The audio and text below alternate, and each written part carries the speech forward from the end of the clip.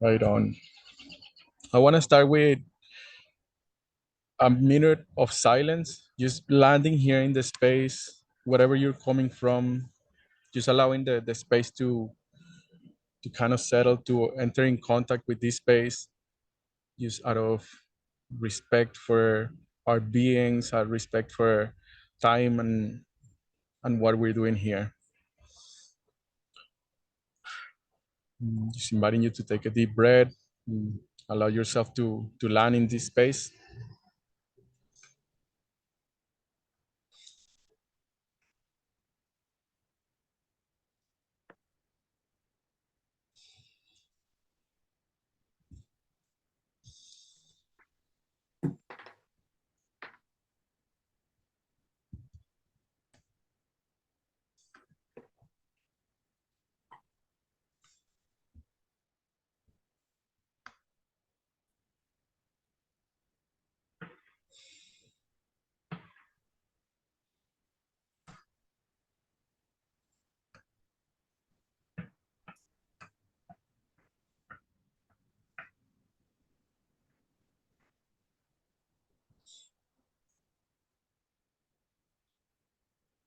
Right on. Well, thank you for joining me here. And today, this is going to be the title of this work talk is Emotional Intelligence for Man. And logistically, we're going to be here for an hour and a half in an exploration that is going to be interactive exploration. So this is going to be about, yeah, like going inside of not just intellectually, not just exploring these concepts intellectually from your mind, but actually going inside of your experience and doing a few exercises or experiments to get to feel this in your other bodies, because we're so used to operating from here, from the mind space, and in that process we cut off from the resources that are happening in the rest of the body, which are there at all the time. And this is kind of the work that I'm inviting man to do.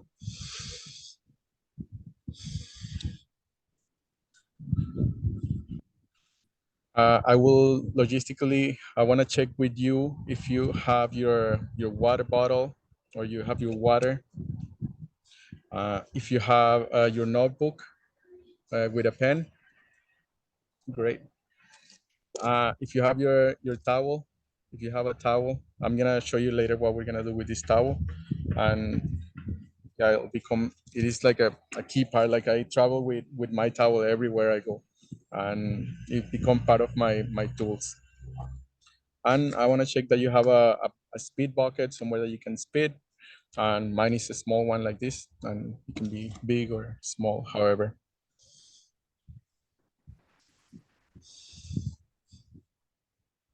Amazing.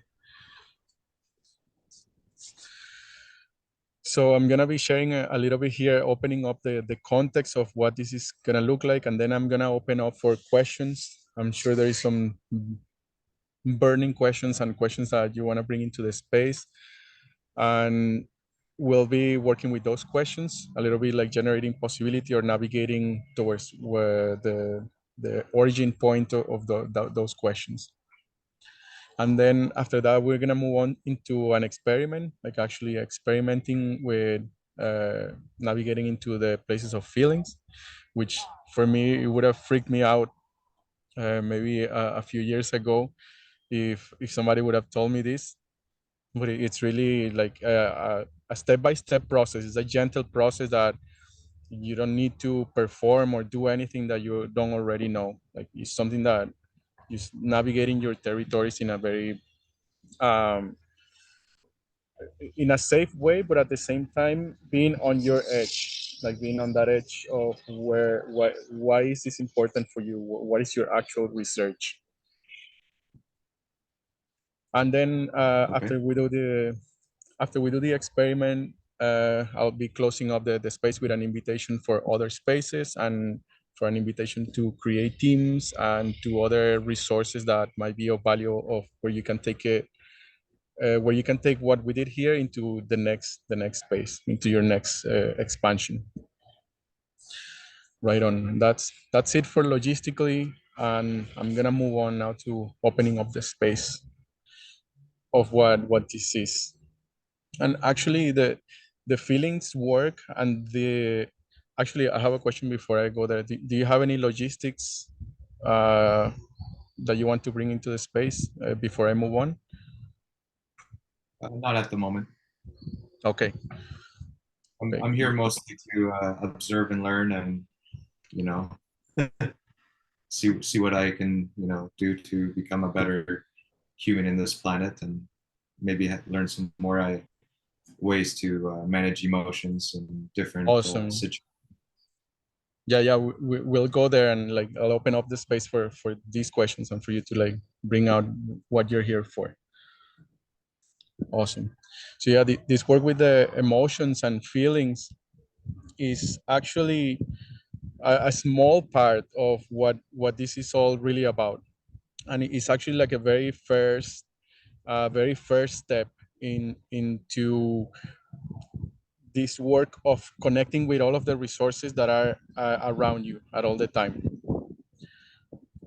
The like the resources that I'm talking about is the archetypal resources. These resources that are there available at all the time. These resources like transformation, love, compassion, kindness, friendship, community. These are all archetypal forces that are out there. Empowerment, clarity.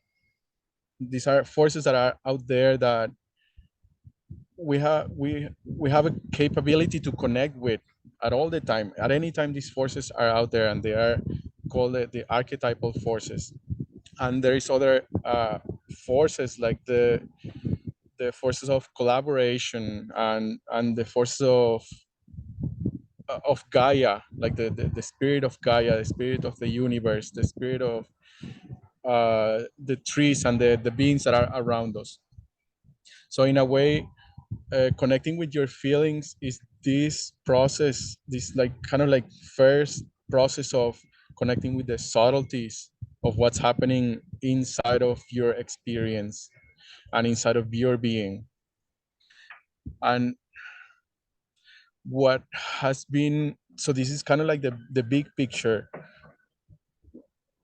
where from where I come from, like probably a few years ago, uh, I I thought I was really like I thought I was a sensitive guy, and I am a sensitive guy, and but I didn't really have a way to access what was really happening. It will all go be happening so fast that things will happen, and then before I will be able to use it or to get a hold of it, it will kind of like go away or it will escape.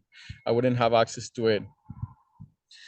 So through this work that I've been doing of navigating towards my feelings in a conscious way, like actually not running away from it and escaping from it, but like navigating towards it, then more and more has been opening up. More and more has been opening up. The sensibility is now like super sensitive, or it has been growing. There has been like a change of growing, uh, where I can sense the different feelings that are happening in my emotional center, and then I can actually make use of it. Like I can use that as a resource to navigate the space, or to identify, to detect if it's a feeling or if it's an emotion. And I'll go the distinction between a feeling and an emotion is very important for learning, for like really detecting what's happening there, because one is about like they both feel the same. This is the problem, that they both feel the same feelings and emotions. They feel the same way, but the distinction is that emotions, they stay for longer. The emotions, they tend to stay for longer in your body because there is no completion to it. uh, and you can, an example of this, like I'll go into an example, is that you'll be in a space with your partner, and then your partner says, hey, you didn't wash the dishes last night. What happened? And then like there's something about the way that she said it that it triggers you, and you get triggered into an emotional reaction, and then you either like start becoming angry, or you become angry about it, and you say like, yeah, I was really busy and I couldn't do it, I was like so tired with work. And so then these emotions generally they stay with you for more than 3 minutes. This emotion, you will like be carrying this for a whole day, or you'll be carrying it for an hour. You're angry and like this for an hour, and you don't want to talk to them. And and this is the like an example of an emotion. So an emotion comes into an emotion emerges, and it stays for longer than 3 minutes. And when where the distinction is that a feeling is about the here and now. It's something that emerges from the here and now. You have a feeling about something that is happening right now, and then you tap into the information of what the feeling is saying, and then you can get the information and the energy to act upon that information, or not act. To act or not act, you have the choice. So the distinction too is that this is important too, because if you're acting on your emotions, if you're making choices in the present moment about your with your emotions, then you are carrying your past into your present. You're not really creating with the present, you're creating from the past. That reaction that I use as an example, that you might have with your partner, it could be something that happened when in your family space, something that happened with your mother, that she will ask you to do the dishes in that way, and then it happened again with your partner, and you became angry, and it was not really your partner's fault. It was like how you reacted to that. So in a way, you're bringing like what happened with your parents in the past to the present. When you do that, you're creating in the present moment with your emotions. So you're bringing going back into this loop of experiencing the same thing that you experienced with your mother, or experiencing the same thing that you experienced in the past with your family, and repeating it. And this happening, like this is just one example. Like this could be happening in a lot of different aspects of our lives. At least that was my discovery when I started researching, doing these experiments. Yeah, so that's a pretty crucial distinction, and I'm gonna like open up the space to hear from you, to hear from your necessity of what brings you here. What is the what are some questions that you came to be here? What is it that what is one of the big questions that you have at the moment in relation to what I've spoken with so far?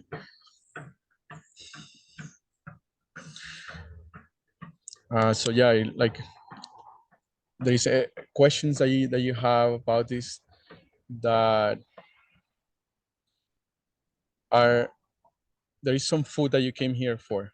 There is some like food that you need from this space. Will you say what is your necessity about this, Attila? Well, I'm quite familiar with the whole unconscious side, that of what happened in the past, whether it's traumatic or the feelings or the emotions that you created, that helps navigate you in the current moment. That's whether it's consciously or unconsciously choosing in terms of reaction. But what really brings me is that sometimes I'm unable to stabilize my emotion in the presence, even though I'm aware that there's a unconscious container in the back of my mind that's driving me to respond in a certain way. but I guess you could say I'm looking for tools in how to potentially maybe slow down and reassess before responding so quickly. And because sometimes I do hurt people with the way I respond, and I don't want to necessarily hurt people, but I also want to find a better way to track that source and so that I can rewrite what is in these unconscious side of me, or these traumatic areas that I still haven't resolved, to be able to identify them more easier, or to be able to um, put them more to rest, so that in the future I don't respond or react in ways that don't come off as emotionally intelligent. Mm-hmm. Yeah, I get it. You're looking for tools that can give you other possibilities other than reacting from that place that seems so inescapable. You know, Yes, you're conscious that there is an emotion that is at place and that you're still not able to escape from it or to do something different. yes, Right on. Yeah, this is great. Is a this is the space for that. And and as you were saying it, that there was you were pointing out at this place. So already, like I can tell, like you have some energetic sense of where that energy lives, of where that emotion that it seems like there might be a specific emotion that you were speaking towards, and you were pointing like around like in this way, and this is how it is in the processes. There is a process space that is called an emotional healing process, where you go in with a space holder, and the space holder is there with you to for you to explore that. So you will go exactly with this doorway that you shared to me, um, and you will go and explore that with your eyes closed, taking a deep breath. The space holder is there with you, and you will be exploring these different energetics that are happening around you wherever it is, and actually allowing the feelings to be there, because yeah, because there is feelings and emotions that are there from the pain of hurting others, from the pain of not having a possibility, from the pain of being in a pattern of doing the same thing again. Yeah, like that will be like the first possibility, is that there is these awesome spaces that after you explore that with a space holder, you really get to see where the origin and the source, which seems to me that you mentioned that you want to know what the source of it is. What is the source of that feeling? What is the source of that emotion? When did it start? How come? When did I put it there? When did I start doing this? yeah, uh, yeah, and you get to explore that wherever it's coming from. You use your hands, depending. There is all different, because it can go anywhere depending. It will be like a space for you to navigate that. So that will be the first possibility to uh, to find a space holder that can hold that space for you. And there is a network of people that hold space for these processes, and I will share it in the yeah, I will share it in the group, like as part of, like, I'll just write up a list of resources. So this can be like an awesome next step. You can like go and explore this your feelings inside of that space. I'll just write it down here. EHP. And so that in terms of like going to the source, and it's like you're already doing it, Attila. Like you're already like using your hands to explore that, and that's how it goes. If we were in that space, like I will just tell you, okay, close your eyes, take a breath there, and let the feelings get bigger, and tell me what you see. Like and then it will like go into the feeling space about that. And because we're in a work talk space right now, like I tell you about this possibility of a different space that where is a possibility to go into. And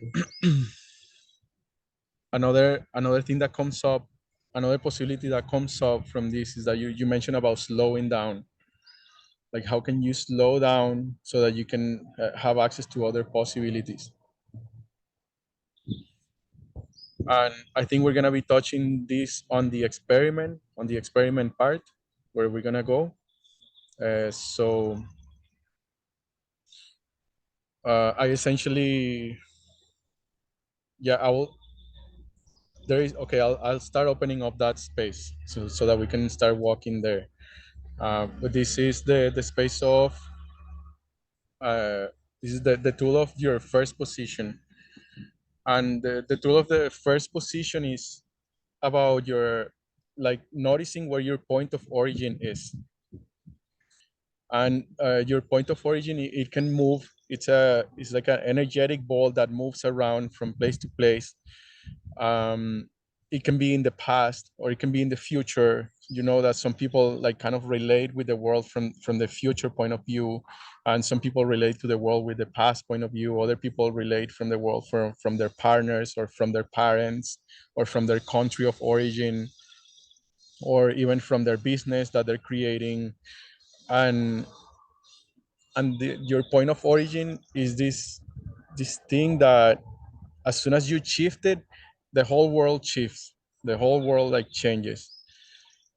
You can probably notice this when you are in an emotional state. You are likely in somewhere in the past, something that happened in the past, and creating stories from that space of like, she betrayed me, she's not she doesn't love me, she doesn't want to be with me, she hates me.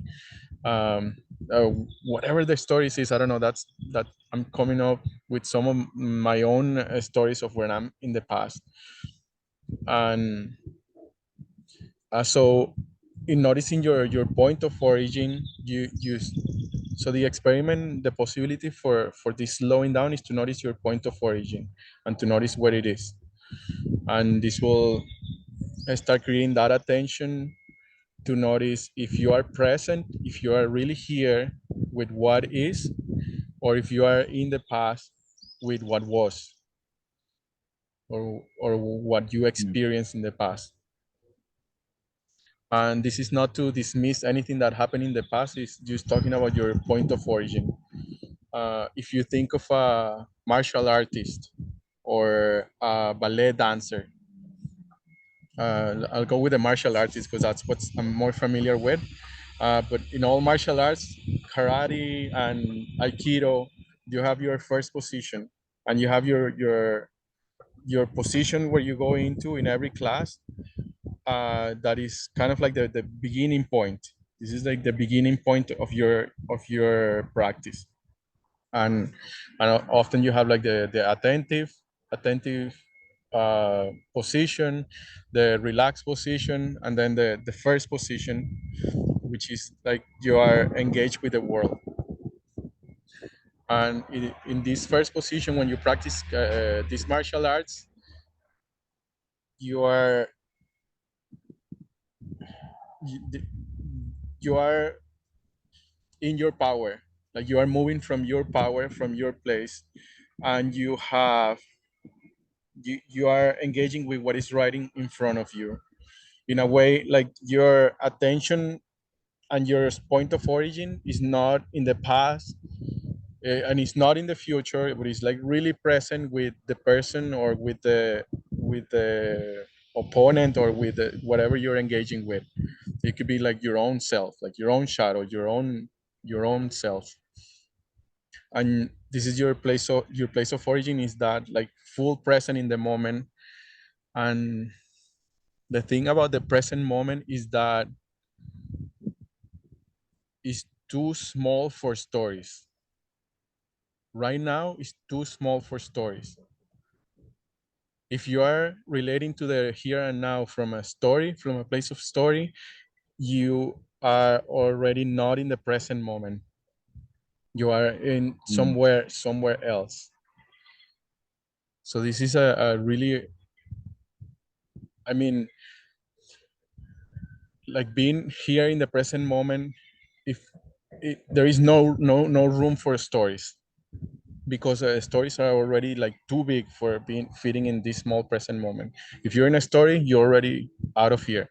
You're already in a somewhere else. So this is the uh, getting into your first position in the small here and now. So the small here and now is this small space of 3 seconds. Every 3 seconds, there is something new that's emerging, and that you can relate with this space of the small here and now without stories, and that is extraordinary. That is like the what like an achievement for a warrior, for somebody that is practicing martial arts, to be present here in the small here and now, in your center, engaged with the world, not from a story, not from a concept or an idea, not from anything, but just full on presence. And that is where your power is. That is where you can activate all of your senses, your feelings, and you come out of relating from your mind space to your experiential space. Your energy is engaged in the space, your voice is engaged in the space, your senses, your feelings, your anger, sadness, fear, or joy, they're engaged in the space. And also your mind is in a way like also engaged in the space, but not in the same way as like the mind is dictating what's happening.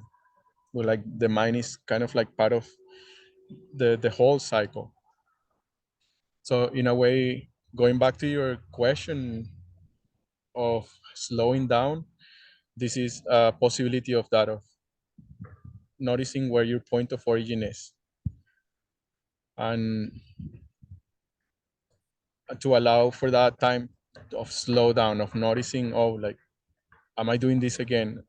And part of the work is doing it consciously, because you're gonna do it again, and to do it consciously, and to be in the pain of what you're doing consciously, so that can, the pain starts getting bigger, and that through that pain is what makes the change possible, or the transformation or the growth possible.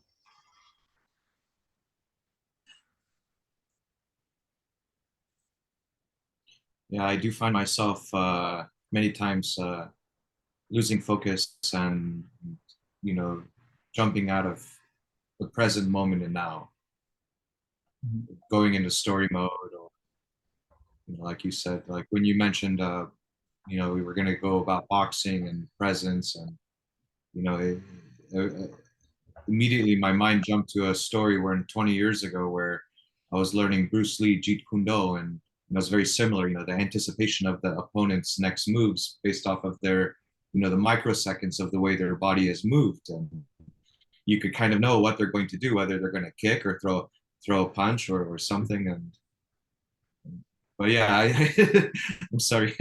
That's I it. let you. That's it. It seems like you were telling me that you have the experience of, like, that's what you were studying, and being in that present moment, so that you can be in contact with the world beyond your mind, so that you can see the opponents move, and slight moves and slight changes in their expressions, in their hands, in their fingers, in their breathing, in their toes, and all of this, like being yeah, like you can't be there if you're in a story mode. Like you're already somewhere else. Yeah, Mhm. yeah.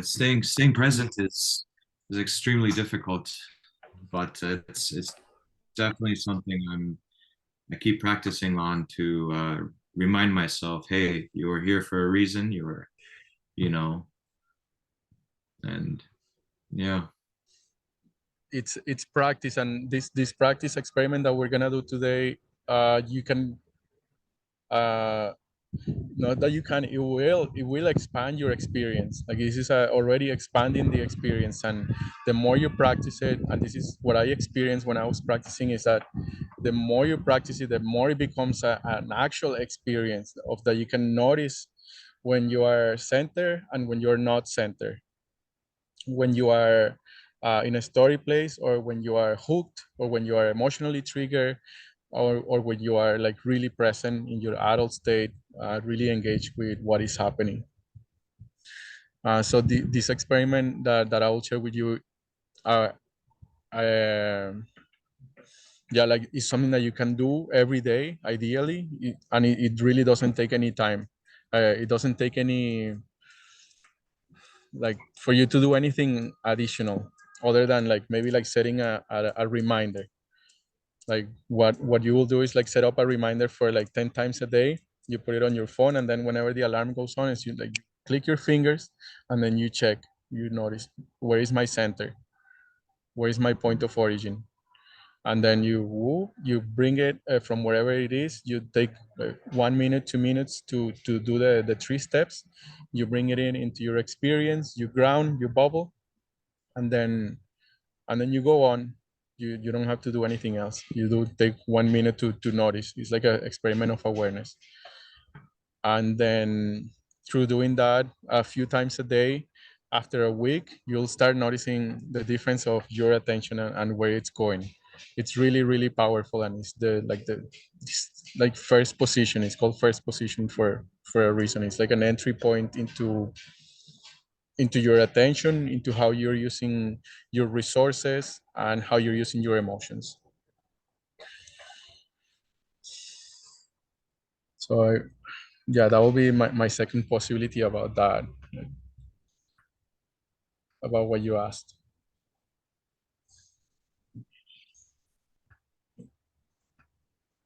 Okay, is there anything else about that before we move on to experimenting, or any other No, questions that come about? Do you let's have do any it. other? No, no questions. All right. All righty. So yeah, this will be, and we're gonna be experimenting with first position. Let me see if there is anything else that I missed. Yeah, okay. So we're gonna be experimenting with first position, which I already went a little bit over it. And then we're gonna do a little bit of work with your notebook, writing down a few things. But I'll give you the instructions just after that. Alrighty, so for this part, I invite you to take a deep breath. If you like, you can take your glasses off if that might feel more comfortable. And just invite you to take a deep breath into your belly, into your center. You can choose if you want to keep your eyes closed or open. Maybe for the first time, it will be great if you haven't closed. I'll keep them open so I can stay in touch with you.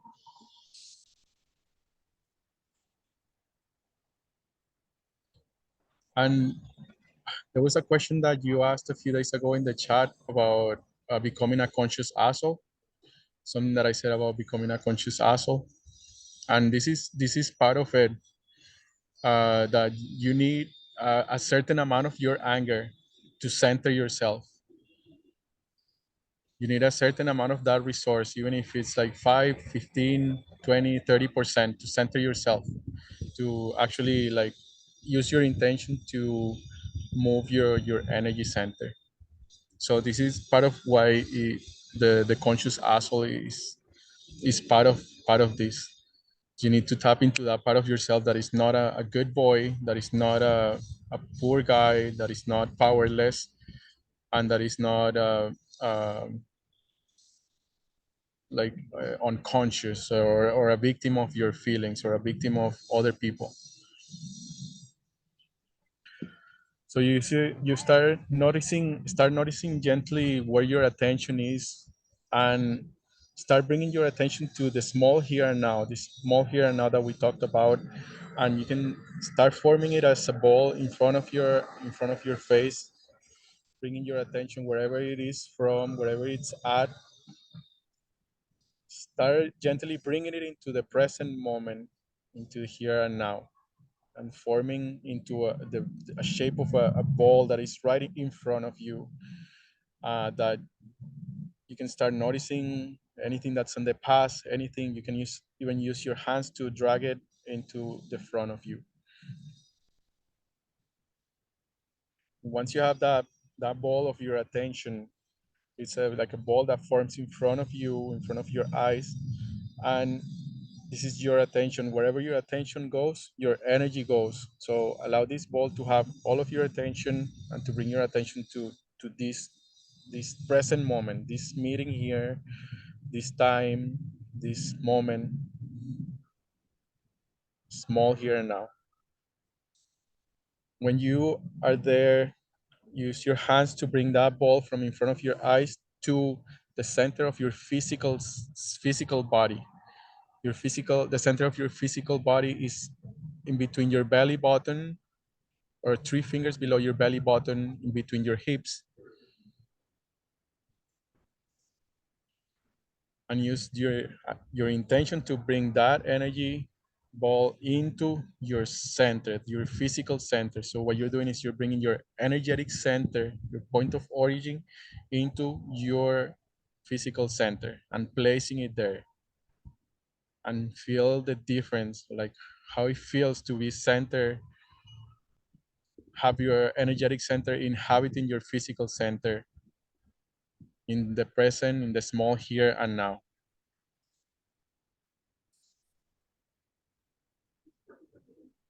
This is your sensation of being centered. It's not a theory, it's not a concept, it's not an idea. It's actually a feeling, a visceral feeling of being centered. When you're ready, use your fingers to click like that, like a finger snap, finger click. Click your fingers to declare a grounding cord from your physical center, from your center, down to the center of Gaia, to the center of Mother Earth. At the count of 3, please click your fingers. 1, 2, 3. And tell me the color of your grounding cord. There is a color. Your grounding cord comes with a color, and you can create it. Pinkish purplish color I'm seeing. Beautiful. Thank you. Mine is yellow, like bright yellow. But this grounding cord is a two-way communication. You're connected to Gaia, you're connected to the earth through this grounding cord, and you receive information from her, and you can also send information to her. And you can receive energy and send energy to her through your grounding cord. You can test this because it's very easy to test your grounding cord, because when you jump up, you don't stay floating up in the air. You actually like get attracted back down into the earth. And this is your grounding cord in action. This is your attraction and your belonging here, how you belong to her, and how you belong together, and how this is the place where you are. This is where we're both standing right now.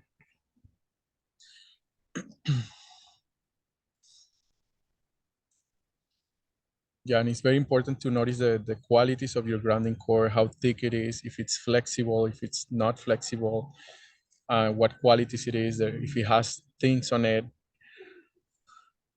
So one thing that you can do to make this connection more real, connection like to feel this connection, is that you can use your hand, just like you're playing a guitar, and use your hand to strum the grounding core. So use your actual hand, your physical hand, and strum the grounding core, and feel how the vibration of it. So you will go that in between your legs, and strum it, just like the same way as you strum a guitar.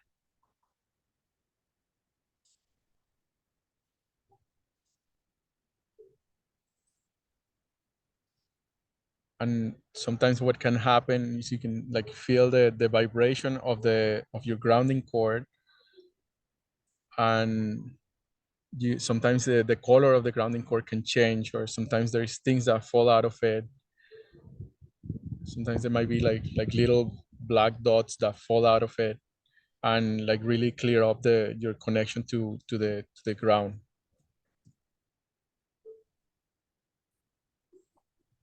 Should I be bare feet? That that will help. Yeah. Yes.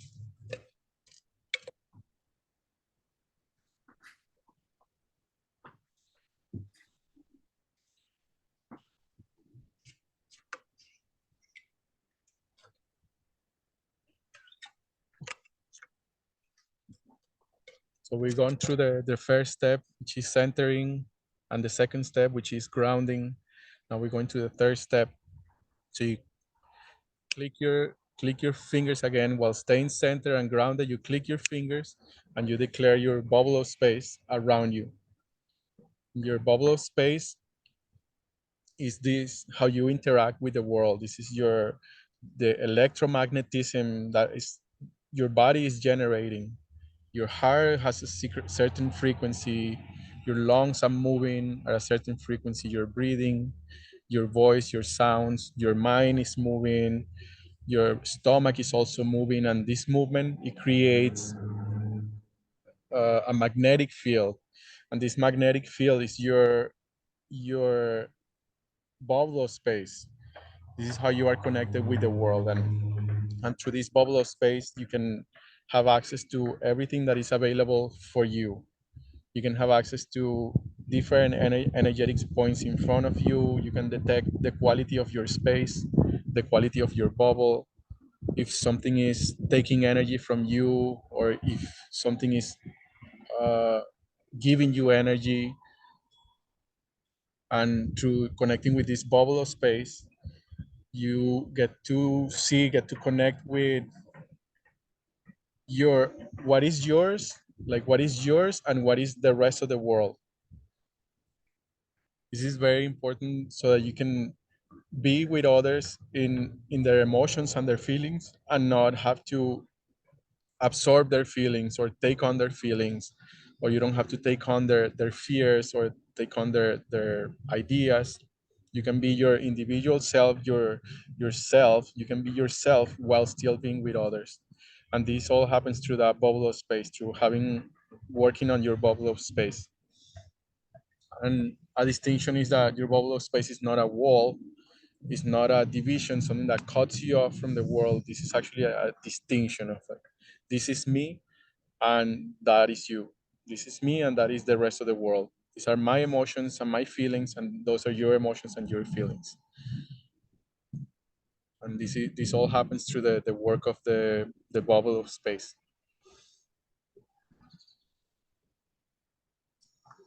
So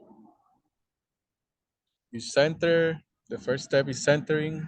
The second step, you click your fingers and you ground yourself, you declare your grounding core. Once you're centered and grounded, you click your fingers again and you declare your bubble of space around you.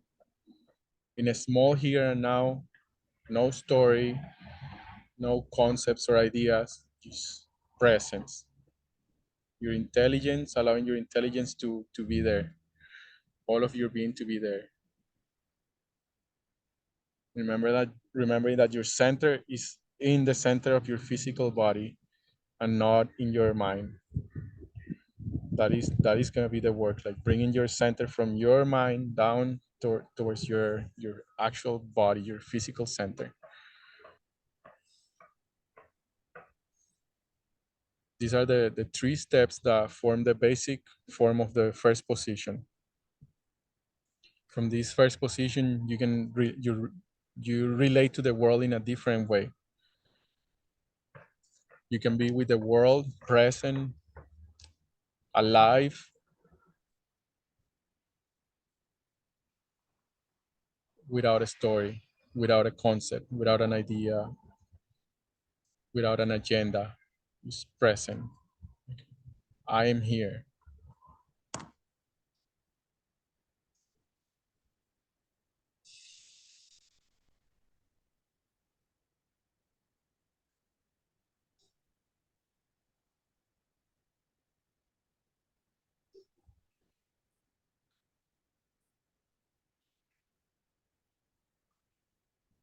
Now I want to open up the space or stay there. Don't have to do anything right now. You don't have to change or say anything or do anything other than what you're doing.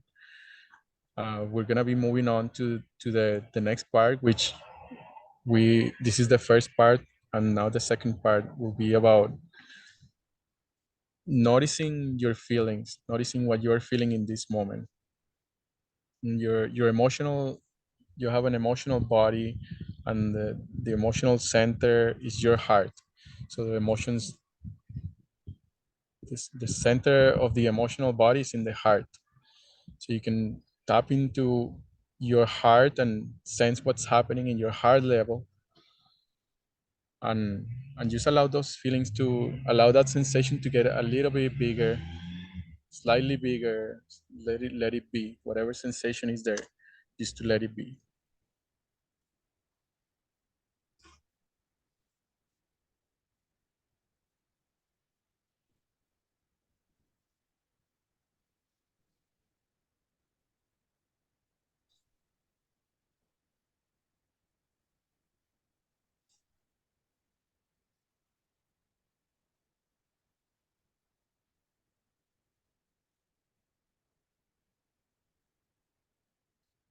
And I want to share with you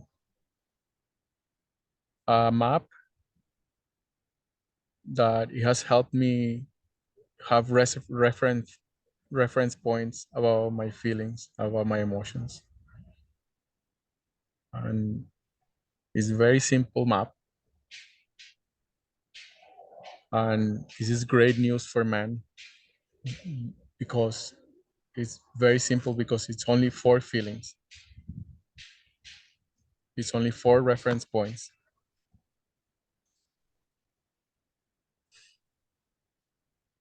So your center, you're grounded, your bubble of space, this is your first position.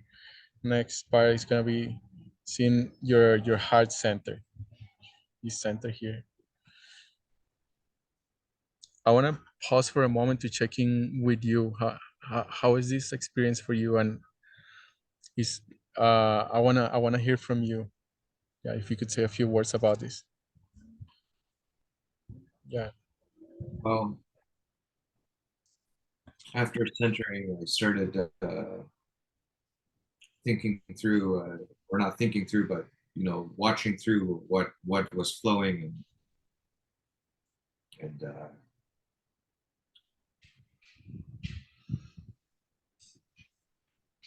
yeah. Let that be there. Let that be there, Attila. Let that get bigger. This is the space for that. my mom, she passed away this not even a month ago, and I didn't really slow down to give the space to grief, and now every time I think of my mom, it becomes very emotional, very difficult to think about that. Not only is she gone, but that I'll never see her again. And there's many things, many unsaid things, many things I should have done, could have done, didn't do. So there's that. Yeah, yeah, and that's pretty big. I can see that, and just let that be big. Thank you for sharing that, and you don't have to move away from that. You don't have to escape it or try to do something else. Like really take the time now. Right now, you can take the time to slow down and feel that. I've convinced myself that because I understand who I am, that my journey through life has come to an understanding that because of who we are, that we are here basically forever, and Yeah, that there is life and death. So I've just been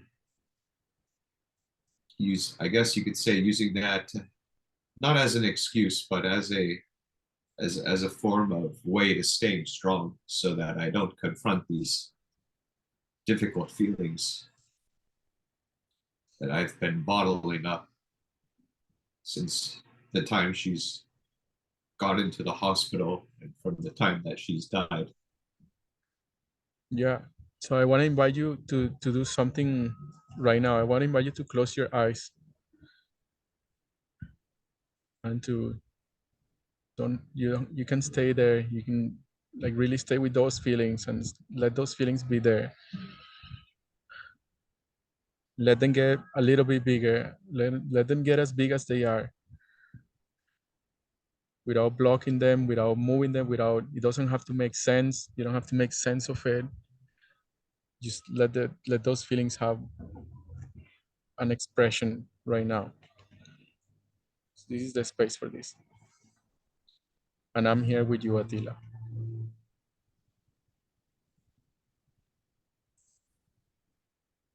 You didn't give yourself time to grieve or to process that your mother had passed away in less than 2 months. Yeah, go go ahead. Just keep feeling that. You don't have to say anything about it. Don't have to make a story about it. Just keep letting the sensation get a bit bigger.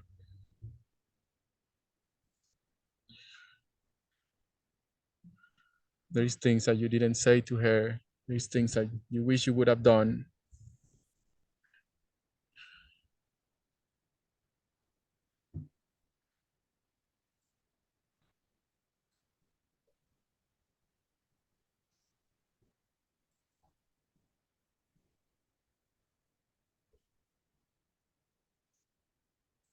And this is how it goes.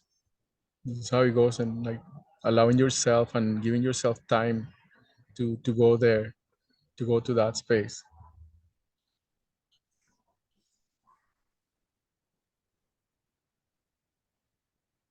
You have been making yourself strong, not feeling that with the belief that you are eternal, that you are gonna be forever. You're gonna be here forever.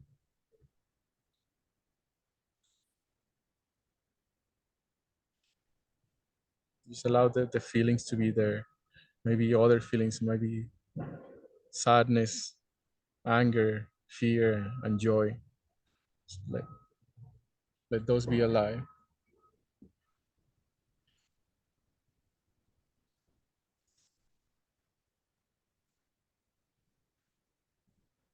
So from these four feelings that I just said, anger, sadness, fear, and joy, which one would you say it's more prevalent right now?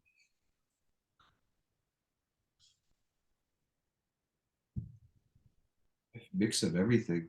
Yeah, It's not what just one just stands out. It's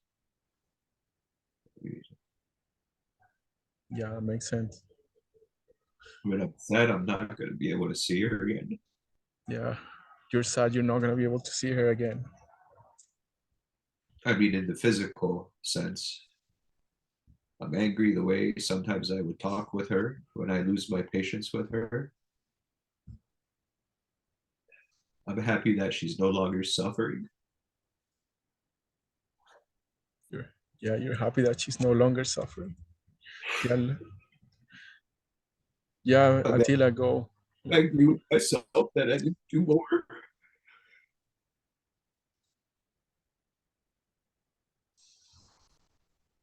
Could have done more.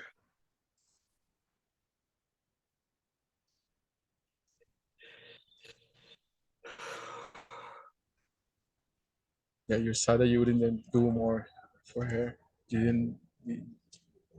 You weren't with her more.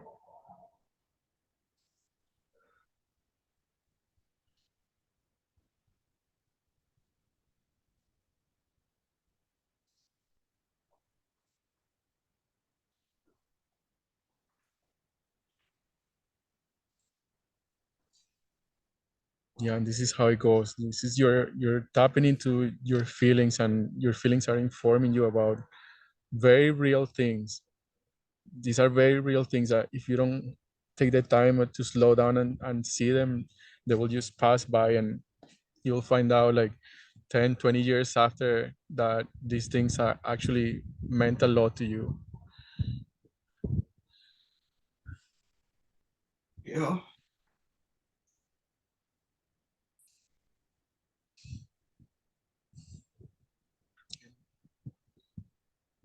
Stay in touch there with, you're doing great. This is how it goes.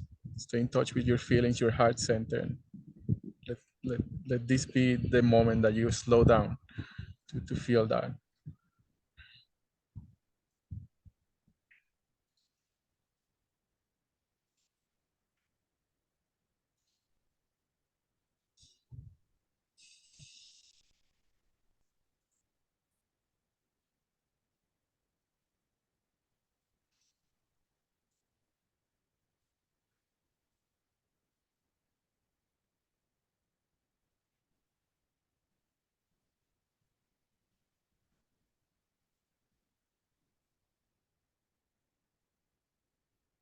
And thank you for going there.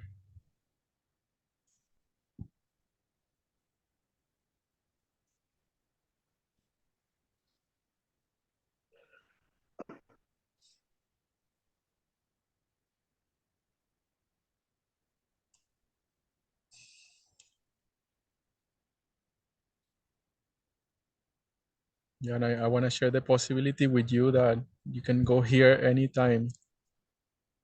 Anytime you can go into your first position, go into your centering and tap into your feelings, like tap into what's happening there, and give yourself time to do this.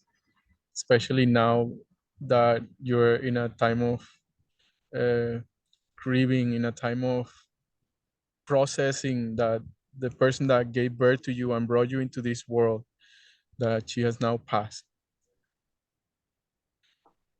The person that gave birth to you, that carried you and fed you and raised you.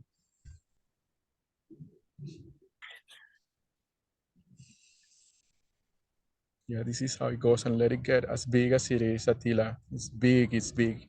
This is big and loud. This is a big and loud feeling that you have there. So let the sounds too also be there.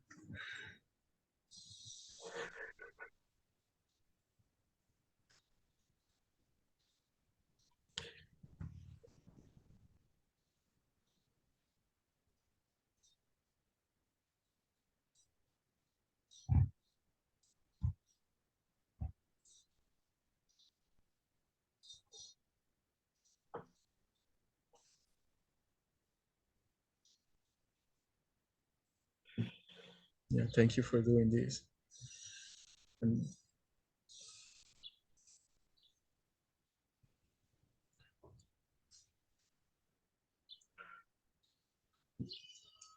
I have this question of that you can, I have this possibility that you can call in your mom here right now to be here, her presence, her essence, and tell her what you really feel. You can click your fingers again and call her into place. Would you like to do that? Go ahead and say her name. Mom, Mhm. energy. I miss you. I love you. Thank you for showing me everything. Thank you for showing. Thank you for the love you've given me. Thank you for all this space you've given me. For everything you've taught me all of my life. Even though I didn't listen many times, I appreciate everything you've given me.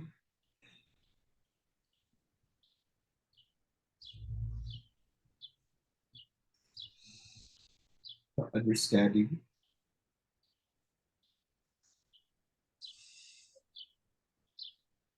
always being there.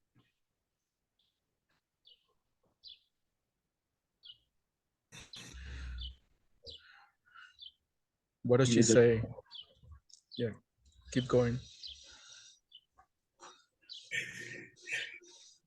she says everything's okay, everything's all right.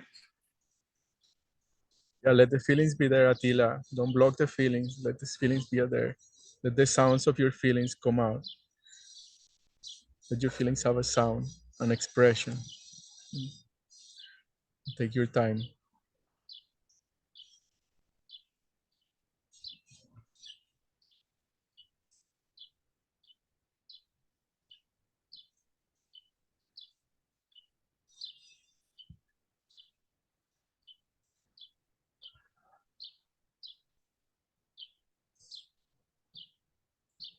And she says, everything will be okay.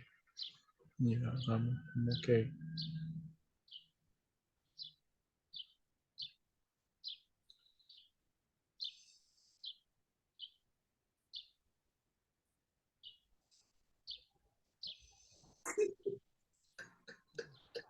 Yeah, go.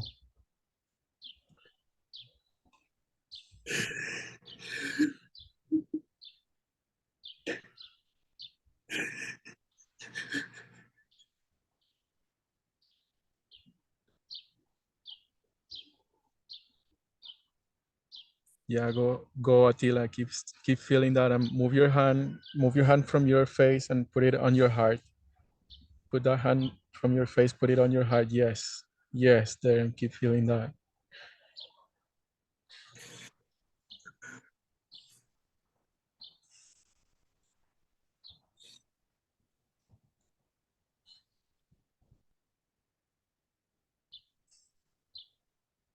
Yeah, you're doing great. Keep going. What's Do you have anything else that you want to say to her?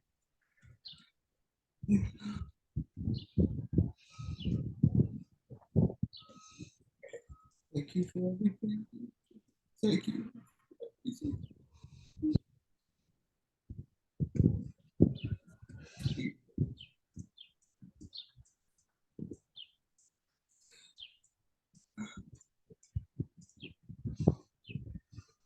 Yeah, and there might be a lot that you have to say.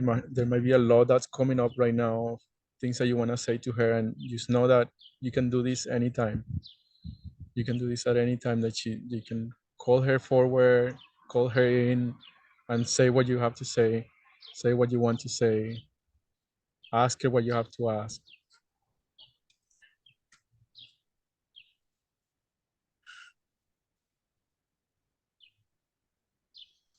Yeah, so whenever you're ready,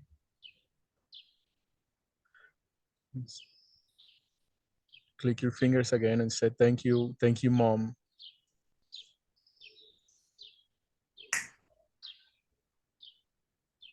Thank you, Baba. Yeah, Thank you. yeah, and you can let her go for now. Let it go in this present moment, so that you can have your energy back and your attention back and your space back. You can call her at any time. You can she can be there for anything that you want to communicate.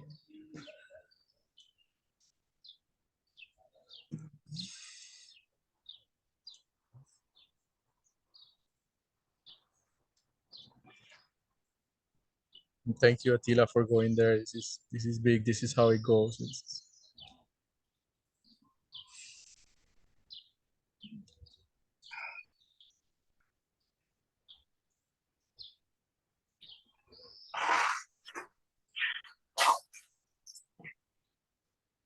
You're I felt close to you. I felt your aliveness. I felt your feeling, like your real navigation. I saw you navigating your feelings and navigating your inner emotions. Seems like to me that you have done this before.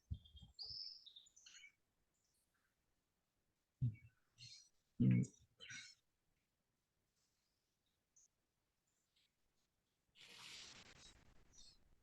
Is there Thank anything you. that you need about this? Is there anything else? Is there anything that you need about this? Anything that you want? Anything that you want to say? How was it for you? Anything that you want to share about this?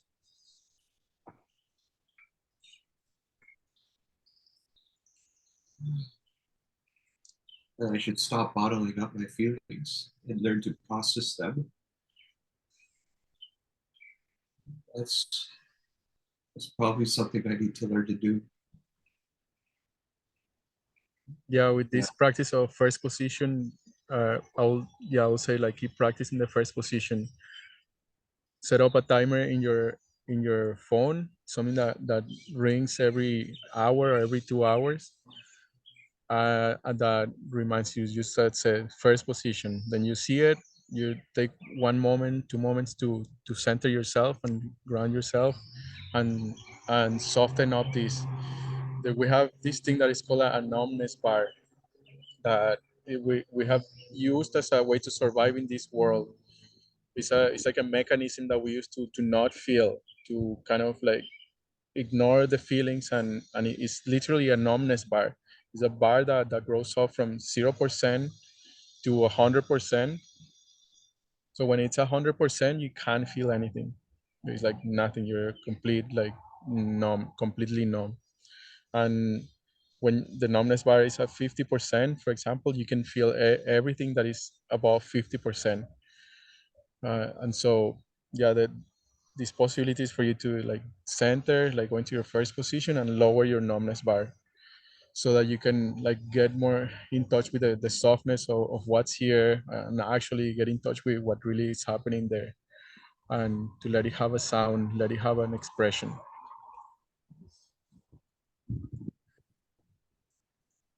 And the dimension in which the feelings and emotions operate is different than the dimension of the reason and logics and the mind. It's very different. So in a way, like the emotions and feelings that is not gonna make sense. Like it can even be like contradictory to the mind. It can be. So don't expect it to make sense. Just like let the sensation be there and let yourself feel it. And once you let yourself feel it and let the feeling get as big as it is, the information starts coming in. Then you receive the information. Oh, I didn't communicate this, or this happened to me, or I did this and I feel this about that. And then you can get more in touch with, you can actually get the information from the feeling, instead of like keeping it down, keeping it down, keeping it down, and numbing it, like pretending like nothing is happening. So yeah, centering and lowering. You can use your hands like that to lower your numbness bar all the way down, all the way down, all the way down to your feet. And this is a great way of staying in touch with that part of yourself that is that you want to explore more.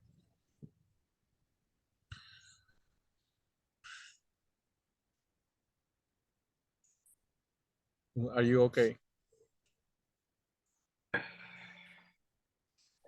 Yeah, yeah, that felt good. Yeah, thank you, George, for that. Yeah, I'm glad that we went there, that you went there. And this is a huge distinction, that you can feel your emotions and your feelings all the way to 100%, and you're still gonna be okay. And right now you went into like big levels, big feelings of sadness, and actually other feelings that I saw there from my scanner, from what I was picking up. And now you're telling me that you're okay. So now you have this distinction that you can go there, and now that you're okay. So you have that distinction, like, in your body, like you feel it. You went sadness and you say it felt good, like something felt good about it. So this is, yeah, this is, it opens the doors for exploring territories that before felt scary to explore, or felt too daunting, or there was no purpose to explore. Now there is a purpose.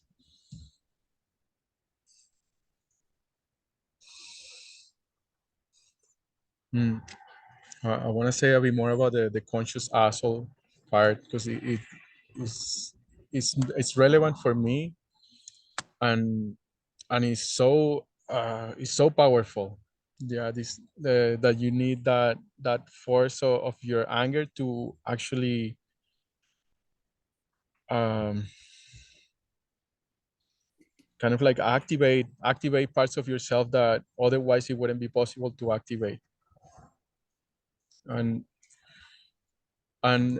so yeah, like a lot of the centering practice is about using your conscious anger, using actually your anger to bring yourself from being in a story world or being non-present or being in a concept to being centered in the here and now without story, in a small here and now. And to the mind, it's gonna feel like a mind fog, or like what's the purpose of this? Like I'm gonna lose myself. Like what's the purpose if I don't have a reason? Uh, and yeah, that practice, that experiment is of like centering yourself into this space here,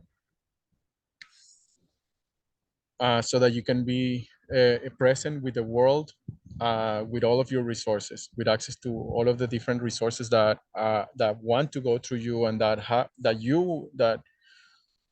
is like your life's purpose is to be a channel for these forces to have a way. You are born with bright principles. You are born with a set of bright principles that is your purpose of being alive, of what you're here, what you came here to do.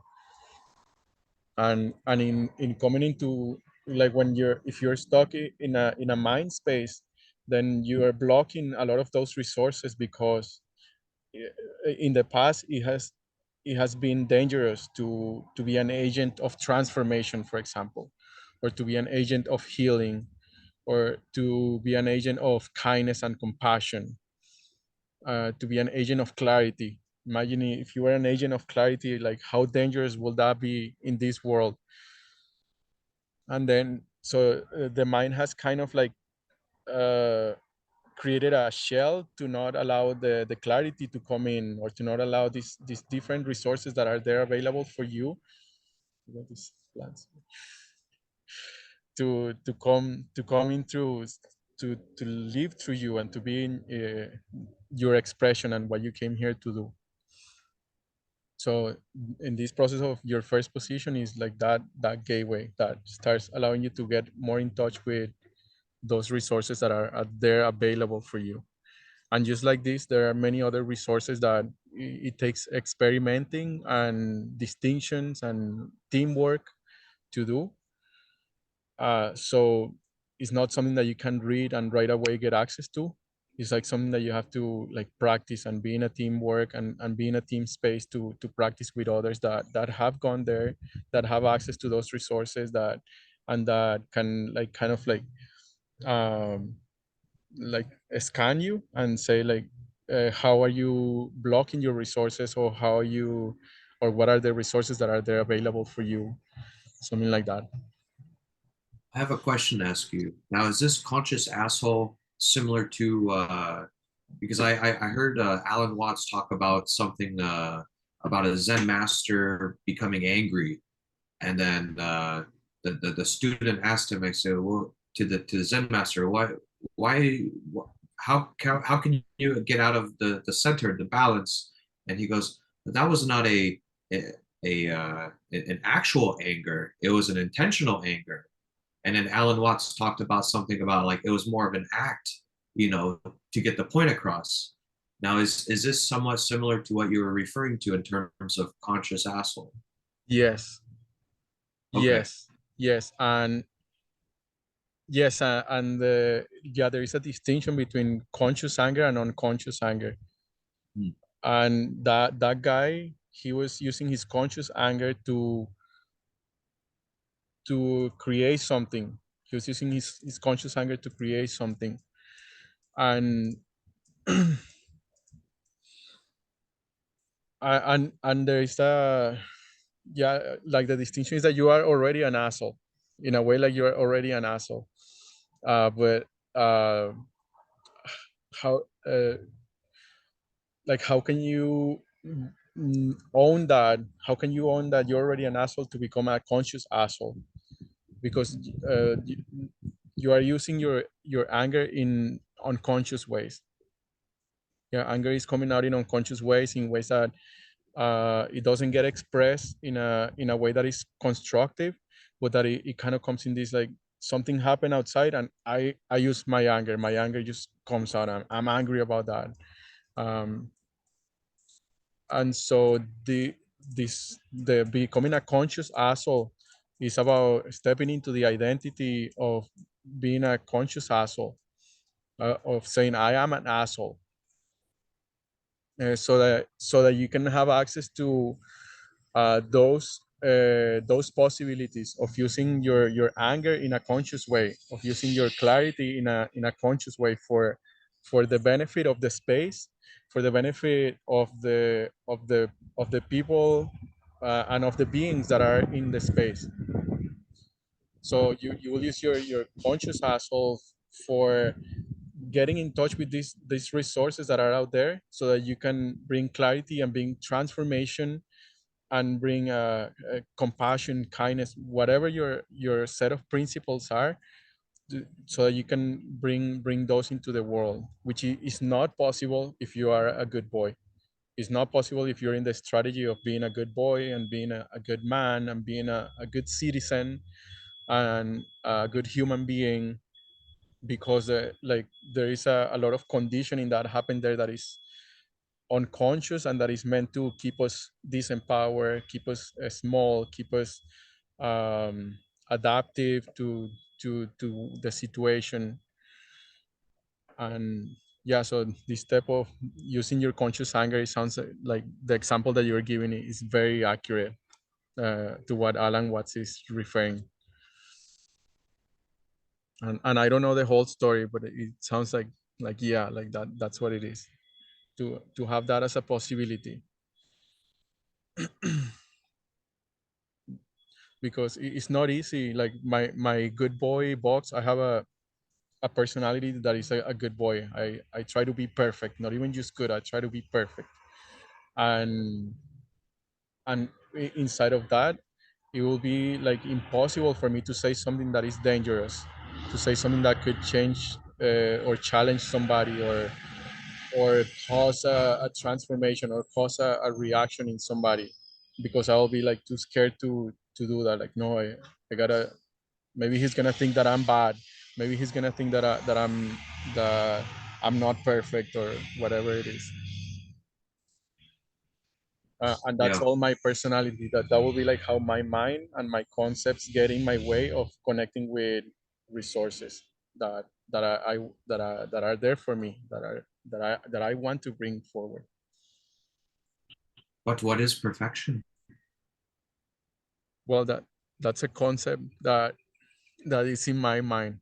Yeah, it's like a concept that is in it's like And this, like what is it's like good and what is just so bad? perfect. It's just so perfect. It's so perfect that it's like what do you call it? Irresistible, something like that.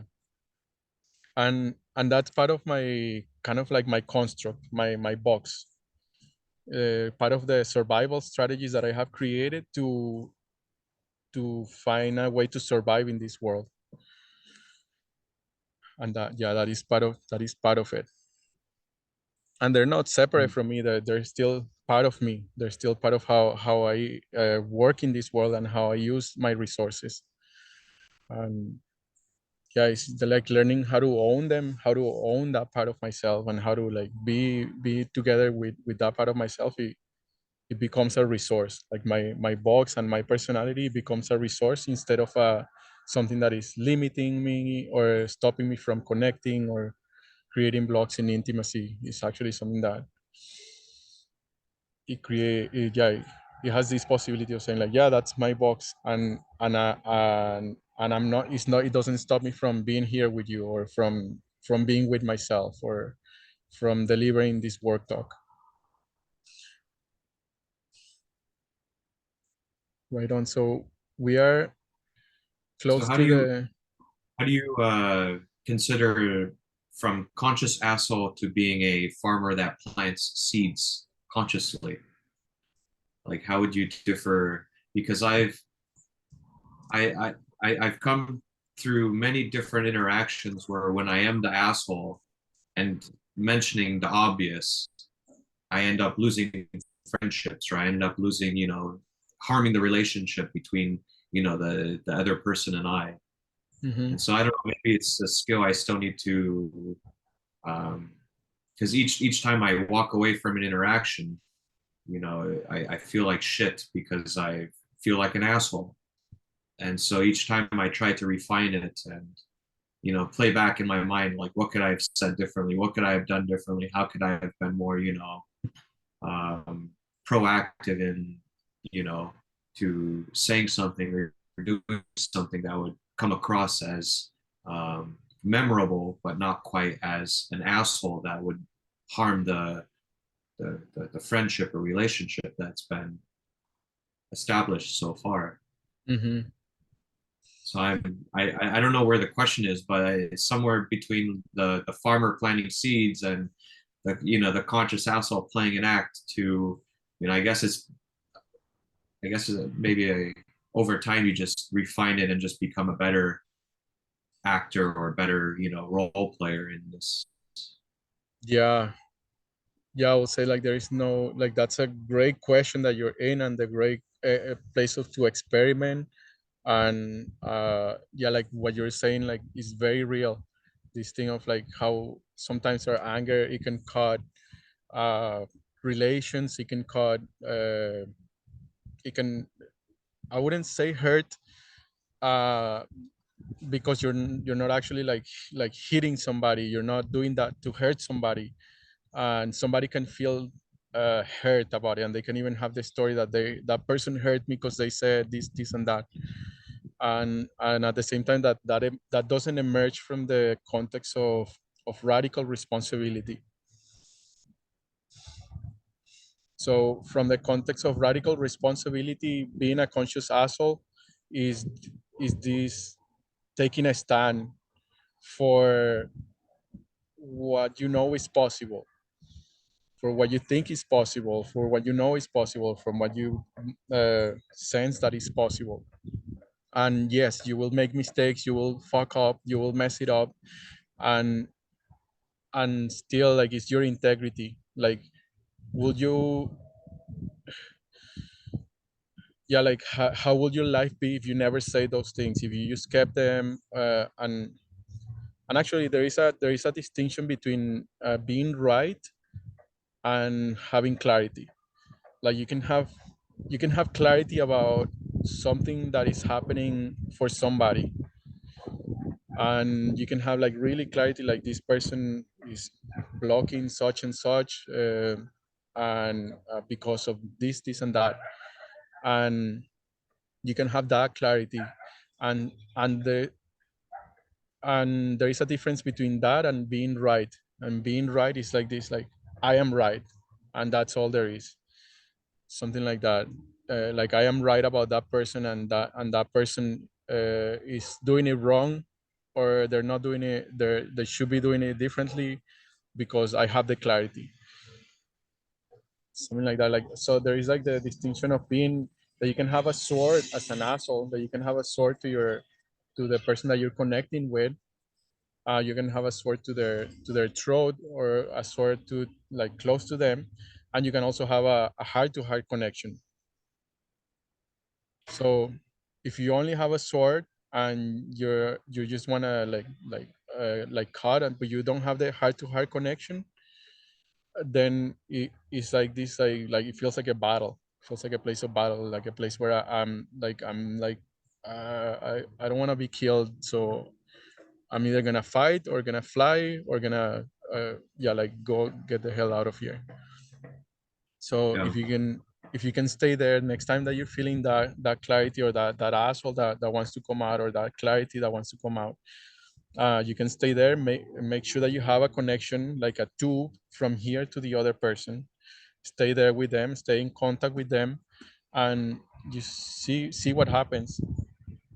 See what happens, and still like bring in your sword of clarity, with the clarity that you have, and bring it forward. Like, see what happens, experiment with it, but make sure that you have your heart connection with that person, because otherwise you're just gonna like feel like a battle, like you're trying to change them by force, and it's Yeah. gonna feel like you're the one that's right and they don't have another way out.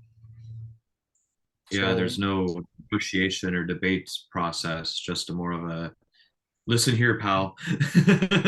Totally. Type of, which Yeah, and I've it's like learned that's not the right approach. totally. And you're laughing, but it's like it hurts. Like there is a lot of pain inside of there because there is a lot of like messes that have been made from that, and actually like blocking of relation, blocking of intimacy. Like the results that you wanted, like you didn't create the results that you wanted. Something else came up.